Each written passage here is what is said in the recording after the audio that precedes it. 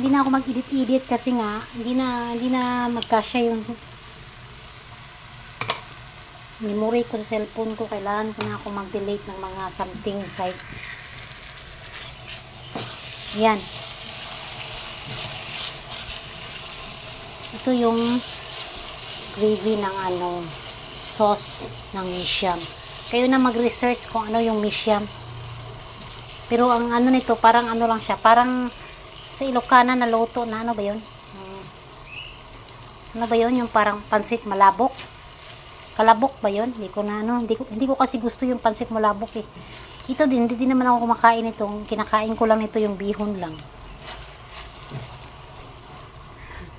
Gusto ko lang ang bihon nito tapos lagyan ng kanin. Ayan. Tapos, huwag natin kalimutan, pag makulo-kulo na yan, lalagyan natin ng tamarin ulit. Kasi ang lasa niyan, sour, sweet, tapos chili, o diba? Ang lasa niya pang pang international.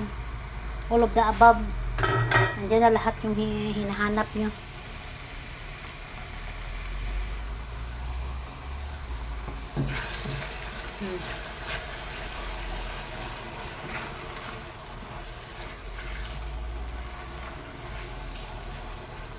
Tapos na, lalagyan na natin ng tamarind water. Yan lang, kasi wala akong right hand ha. Umayos kayo, wala akong right hand. Yan na lang.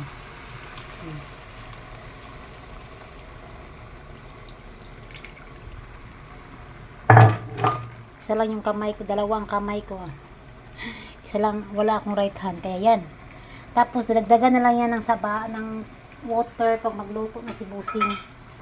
Kasi alam niyo si Busing, kailangan kasi pag magluto yan, laging handa. Laging ready. Yan, ganyan siya. Malapot lang yan, pero pag magluto na kami yan, dadagdagan ng water yan. Ayan.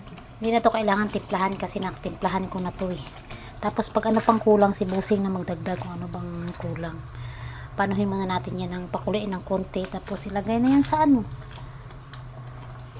pag na ilagay sa ref. Tapos pag gusto mo na magluto, ilabas mo lang to, lagyan mo lang ng water, magiging sauce na siya or gravy.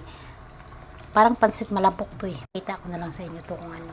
Pero kung interested kayo, i-research na lang kung anong Mixiam. Malalabas yan. Mixiam ng Singapore, from expensive city Singapore. Ay, Maria Preciosa de Villalugod, Esparagos, Alberto Masconian, Clarendo, Montes, ang inyong lingkod si Inday Biste.